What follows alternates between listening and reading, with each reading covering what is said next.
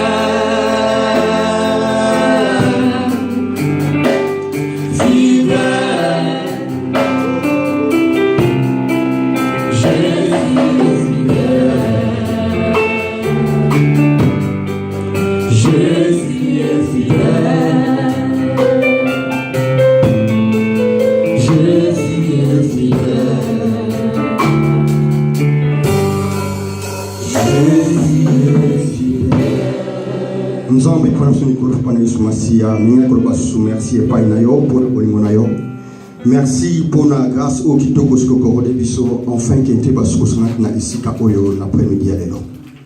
Mais yango nzambe to yako recommander sous Seigneur ta onakat na boko na yo. To tiki nzambe nyos nakat na boko na yo yoko prendre contrôle ya eux nous ko lekanat na isika oyo. Oyo nyos ezali au contraire na volonté na yo oyo sali incrédulité. Na tango oyo nzambe to ali ko rendre ya Seigneur sans le fait par le nom puissant de Jésus-Christ. Que nzambe yoko cha esprit ya compréhension nzambe na kamite manabiso enfin que nzambe tu vas avoir quelque chose que uta et pas na nzambe na après-midi alelo ya ngoto tiki nzambe nyos na boko na Seigneur par le nom puissant de Jésus-Christ. Merci Seigneur Jésus-Christ. Amen. Na perception nous so mote na kombo na Yesu Masia. Amen.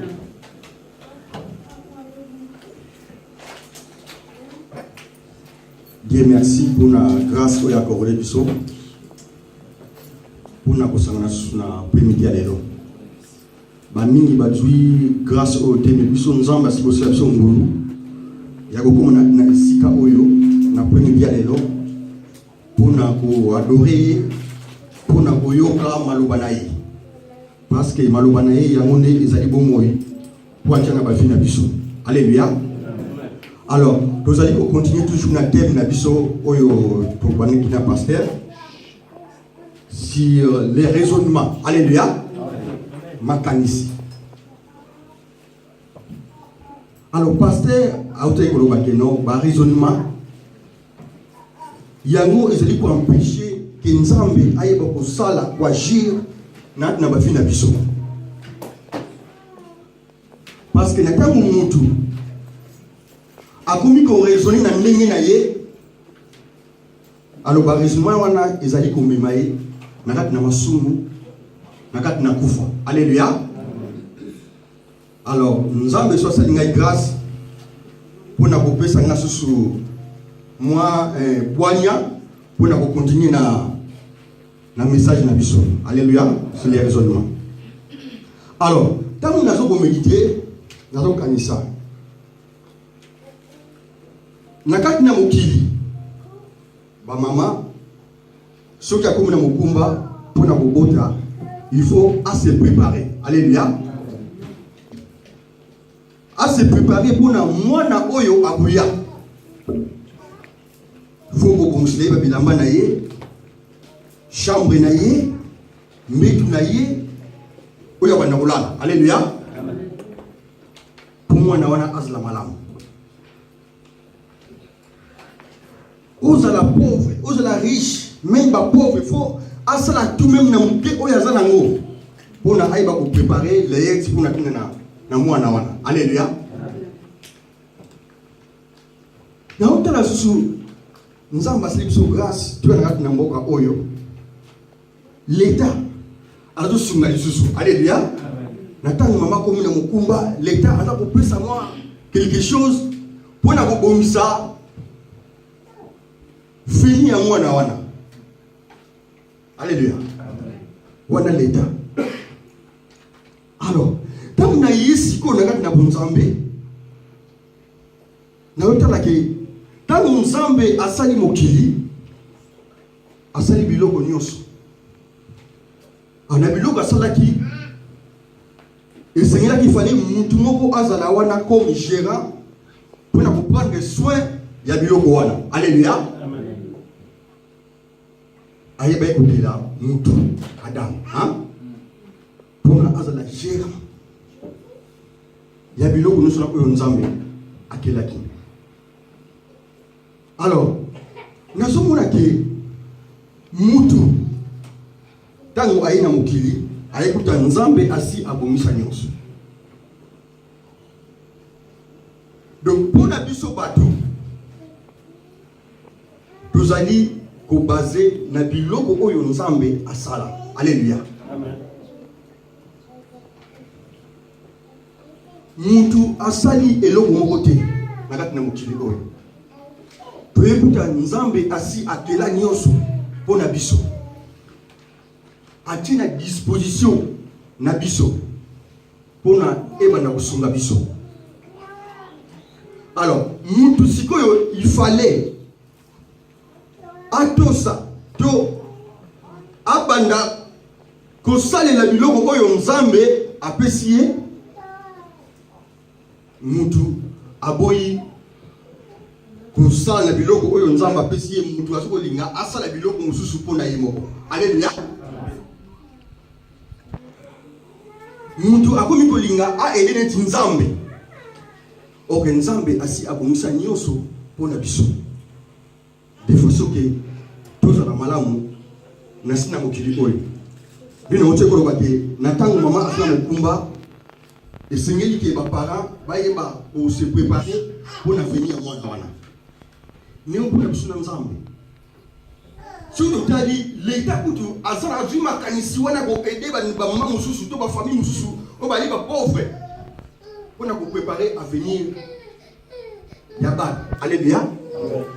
Bongo sikoyo nzambe oya kela biso. Alléluia. Nzambe oya kela biso. Tout le monde ko réfléchir na moi place wana pour na to comprendre moi mke grandeur ya nzambe. Nzambe alobi na Adam que jardin oyo ezali ya yo. Alléluia. O prendre soin na yango. O batela yango. Mais Adam ayebe ko prendre soin ya jardin wana. Ayebe ko prendre soin na moti. Nzambe binike oyo ezali héritage oyo na pesi yo. Yo ozala gérer ngoyi ba ko batela yango de façon que ozala malamu na kati na mokili. Fallait adosa oyo nzambe alobaki na ye alakisaki ye apena zela mususu. Alléluia. Nani na nazoloba nanu parce que ba verset za nango. Alléluia. Parce que peut-être ba verset tout temps ya sopi na ndaku. Alléluia. Toyoki tango tokoma na ndaku tokangi Bible ko fungula sur 10 dimanche na washi na nisika oyo. Yango nazoloba nanu. verset na kusema na suka. Alléluia. Amen. Nazo linga to comprendre. Munene ya Nzambe. To comprendre grandeur ya Nzambe. Lelo nakati na ba église na biso, to komi ko sala biloko mo zali ke non, to ede Nzambe. Ole to sala lo lengi Nzambe alingi. To komi ko sala pona to service Nzambe. To bosani oyo ezali maloba na Nzambe to ezali volonté ya Nzambe. Alors, nakati na muntu tozomona tozana lolenge watu mibale homme religieux ou bien homme spirituel. Alléluia. Parce que batu mususu tozona na église. Alléluia. Tozoya na nzoto na biso nyonso nakati na église. Alors, homme spirituel azali oyo azali kotambusama selon molimo mosantu. Alors, nina ko babe Nzambe akelaki nyonso pona mutu azala malamu. Nasina mutili oyo. Mais mutu azali kopona nzela oyo ezali ya ye. Nzambe asilaki nyonso na jardin. Il faut que mutu azala malamu, mutu azala kimia. Mais mutu na ba raisonnement na ye. Alléluia. Nzambe a interdit alobi ke na pesi nyonso ya na yo. Sala nyonso. Mais nakati na nzete oyo. Alléluia. Ah, vous les connaissances du mal du bien, hein? Alléluia. Oyo kosimba te. Kolia te. Mais mutu ake kolia. Alléluia. Diable a na ba raisonnement na ye pour na poser ba question. Mais pourquoi Nzambe a interdit yo au simba oyo te? Pourquoi Nzambe a interdit yo oya eloko oyo te? Ba raisonnement. Alléluia. Amen. Na ba raisonnement wana esali ete mutu abunga nzela. Asala oyo ezali makanisi na ye. Mais Nzambe na bolingo na ye azokotika biso te. Alingi biso toujours. Alors, toyi nakati na Bible kaka. Si totali Abraham papa na biso na bondima. Alléluia. Na utiko lobaki mutu ba interdit ya bibi non oyo ko simati. Mais mutu akomi ko se poser ba question pour nini ba lobi nanga boye pour nini ba sali ngai boye. Nero ka josu image ya ba chrétien ebele na église. Toujours na église pour na boyo kama loba na Nzambe. Ba pays maloba na Nzambe. Mutu azui oyaye a commis pour se poser ma question. Alléluia. Amen. Mais pourquoi il a dit ça? Pourquoi il a fait ça? Pourquoi il a parlé comme ça? Alléluia. Amen. Au comme si quoi opposé ce que ma question belé à travers ma théa, ba outé côté. Alors n'attend que mutu. Au bani ko poser ce que mais poni ya tei boy, poni ya lobi boy, poni ya sali boy. Nyonso o batia ko saini obungisi. Nyonso o batia ki ya malamu e bungi o comme ce koyo o se poser ba question belé na tamutema na yo. Ba raisonnement. O comme ko raisonner ba kambebele na tamutema na yo. Poni boye koma boye. Moi o pambolama e ko sala te. Pour ça Nzambe za kipinata mto yoki. Tuiba kobeye. Tuiba kochamu na misala. Yonso le bati papa na biso Abraham. Alléluia. Amen. Histoire mo eza mulai. Tukutanga même na ndako na Genèse 16 1 utangi verset nyonso mwana na Genèse sous 17 tout en ignorant naissance de Isaac na naissance de Ismaël. Alléluia. Amen. Alors papa n'a biso na ko ndima Abraham Nzambe alobaki na yeke okozala père ya multitude. Papa ya bana ebele. Ah, na moment na oyo Nzambe alobaki na ye azalaki na mwana te. Donc azalaki na mwana te.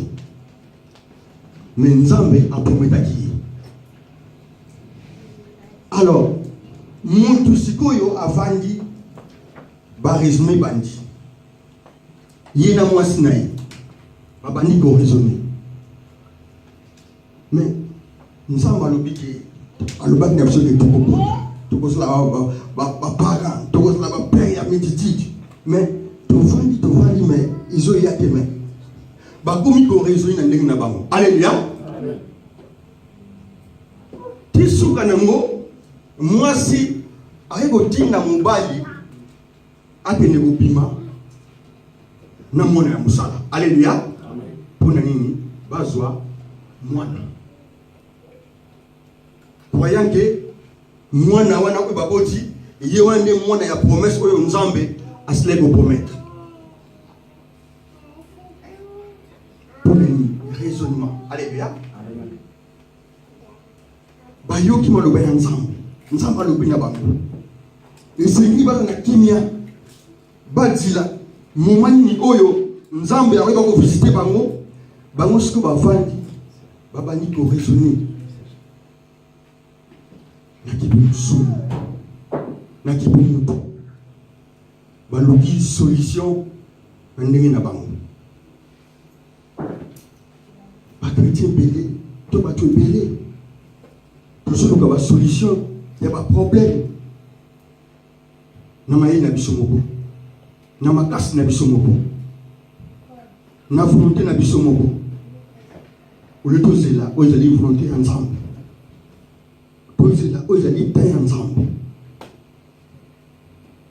Alors, bayeko bota Ismaël. Alors, Ismaël azalaki mwana oyo abotamaki selon la chair. Alléluia. Amen. Selon nzoto, selon kimusu. Alors, comme mwana wana abotamaki selon la chair, yango toujours au monde sort toujours vivre lelo. Alléluia. Amen. Toyebi ke mukiliza koningana likolo ya bato wana na tozo comprendre. Amen. Parce que bazali descendant bazali o ba utaki kunaki mwana ya musuni mwana ya chair bango nyonso oyo basalaka eza ya chair likambo esalami ebomi de non botika Nzambe ye moko agir bino siko lingisi ko bokene ko défendre Nzambe na bino wana. Alléluia. Amen. Bokene ko défendre Nzambe na bino. Bo aider Nzambe.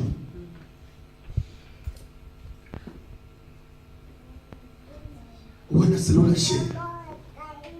Tout ce qu'on a dit, chair, il n'y a pas de conséquences na yango.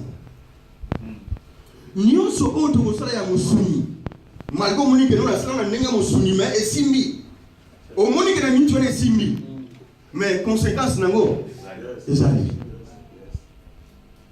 Alléluia. Amen. Yo lobi que non esimi nango non c'est bon. Mais conséquence ezali. On peut vivre moi un jour. On peut vivre comme moi.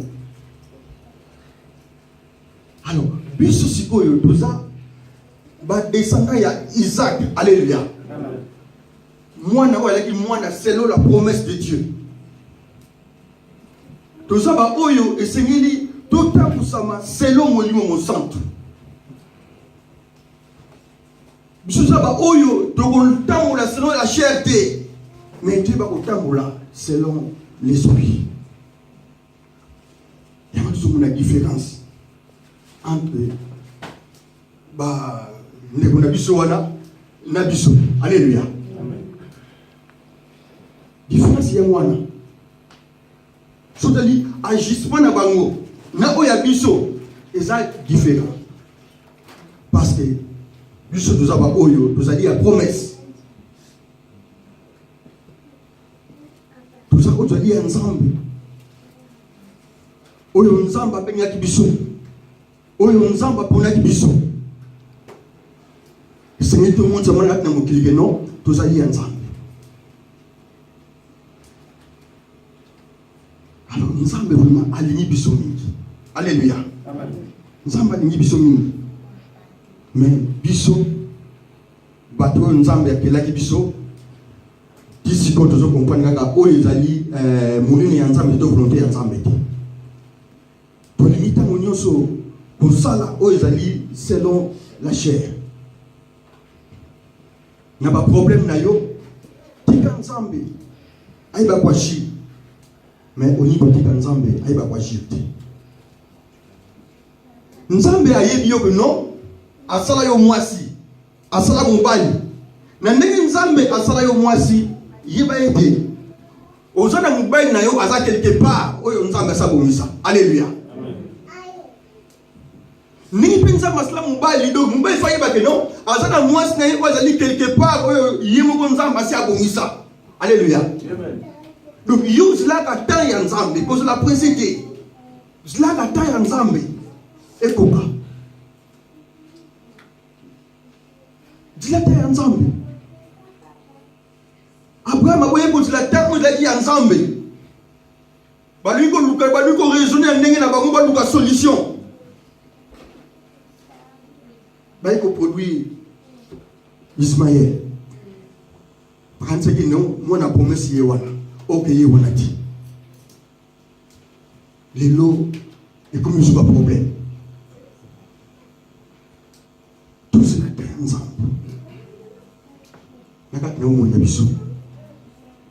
Tout est un raisonnement. Tout est ensemble à l'obinabiso.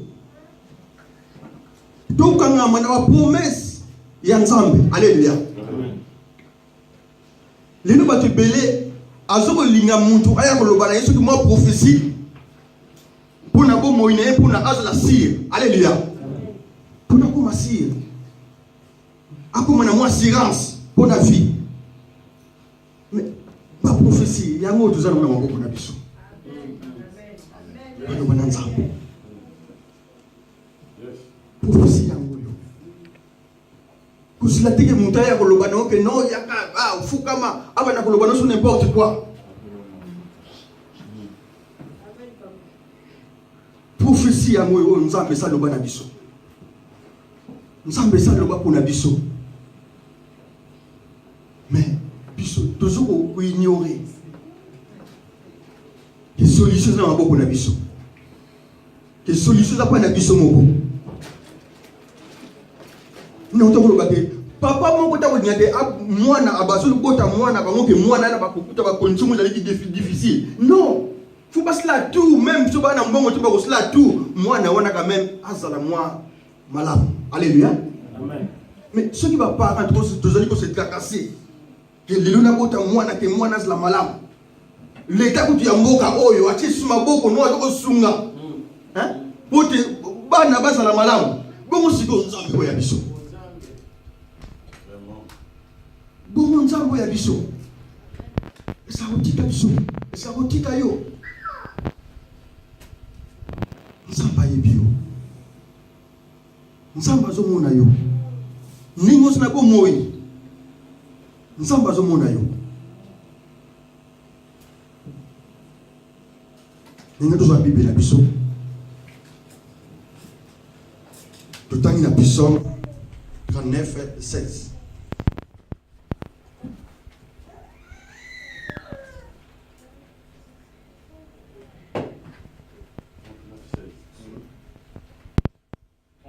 Oui, Psaume 139:16.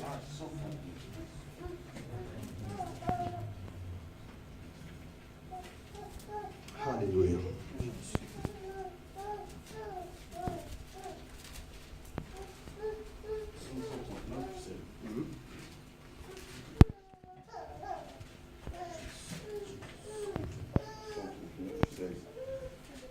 Quand je n'étais qu'une masse informe, tes yeux me voyaient.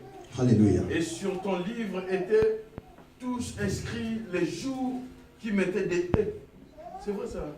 Qui m'étaient destinés avant qu'aucun d'eux existât. Alléluia.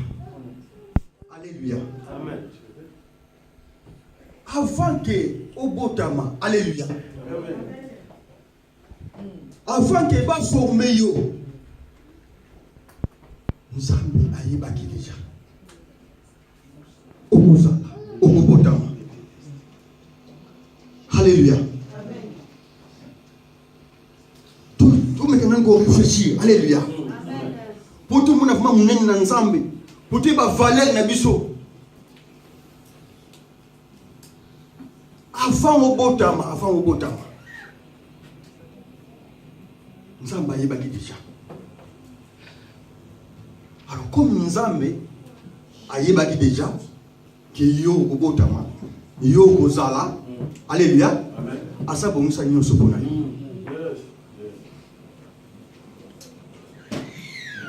Asa bonisa nyonso. Alors comme Nzambe asi abonisa nyonso pona yo, yo tela Nzambe wana. Tela Nzambe.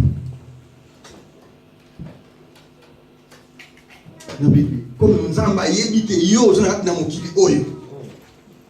Tela yi. Nzambe ayebi ke no yo ozana France. Alléluia. Amen. Tela yi.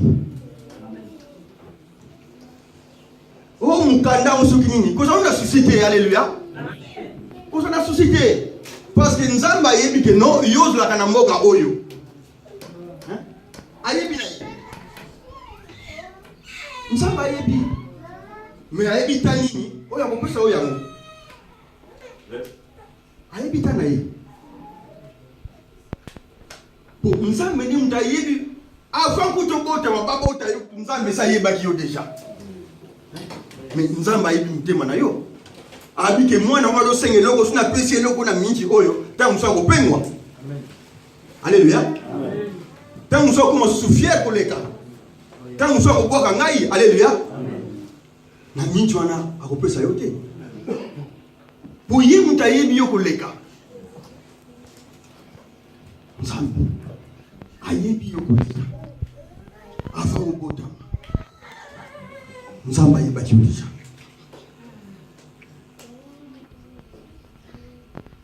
Tout se confier pas inaye. Et pas ina Nzambe wana. Nzamba za malamu. Nzamba kwa kamutu mongoti. Tokanga manayi. Tokanga mana ba promesse nayi. Tokanga mana ba promesse ba prophétie ba to mokilité. Pour monter mon kilité, il va faire ba kuma ebele, alléluia. Amen. Aya ko ba lo ba mo ezali ke no. Bona ko abenda mo lo ko azana mo pana yo. Alléluia. Amen. Prophétie mo ga lokuta de façon que tango yoko yoka oyeba ko sunga yo. Alléluia. O mima ke non oyo to mado ya solo o masa ma ya Nzambe. Mais c'est non ya solo ti. Prophétie à Malam, prophétie à Solo, Yangoyo, Maloba Nzambe. Yango Maloba Nzambe. Avant au bout de Nzambe, ayebaki déjà. Tout à l'heure, Isaïe 55:11.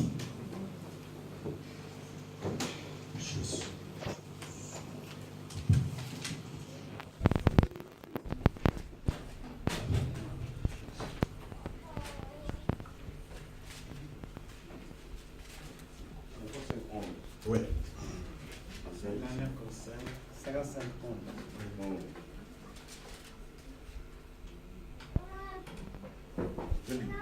Ainsi en est-il de ma parole qui sort de ma bouche. Elle me retrouve en moi sans effet, sans avoir exécuté ma volonté et accompli mes desseins. Amen. Amen. Ça m'a dit que je maloba utzo kutanga izaya mutemi zali yaye. Maloba nyuso oyo Nzambe aloba Natango ebimi avant ezonga esla kaba efenanga. Nalobike oyo ezali prophétie oyo Nzambe apesa pona ba vie na biso. Natango osimi prophétie oyo, osimi maloba oyo. Yeba ete maloba oyo ekosalama nakati na bomoi na yo. Ekokokisama nakati na bomoi na yo. Mais konsuka oyo Nzambe azosinga na biso. Tokangama na ye. Tokangama na maloba oyo. Tolongola ba raisonnement na biso. Tolongola ba raisonnement. Mais mais c'est où mais ils aussi mais vraiment na kosa ndenge. Alléluia. Tolongola ba raisonnement na biso. Tout la temps ya Nzambe. Tout la temps ya Nzambe. Pour nous vivre le beau pour Nzambe na ndomo ya biso. Surtout pour na makasi na biso, tokozwa na biso, mais yebaka ba conséquences na ngozali. Conséquences ezali.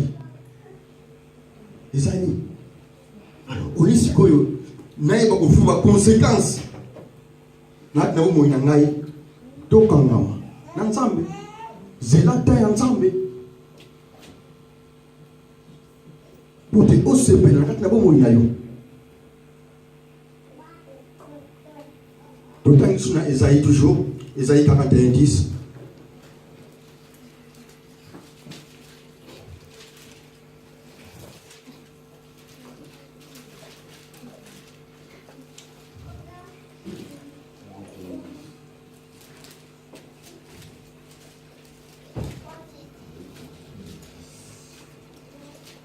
Ne crains rien, car je suis avec toi. Ne promette pas de regards inquiets, car je suis ton Dieu. Je te fortifie, je viens à ton secours. Je te soutiens de ma droite triomphante. Amen. Amen. Alléluia. Tout le bien dit. Avant de botama, Nzambe ayeba biso. Maloba na Nzambe natango ebimi epimaka te avant ezonga esaka befe na yango. Alléluia. Amen. Awa nzima sona biso ete toyeba kotambola na baregard moko inquiété. Alléluia. Amen. Tozala na souci te mpona bomoi na biso.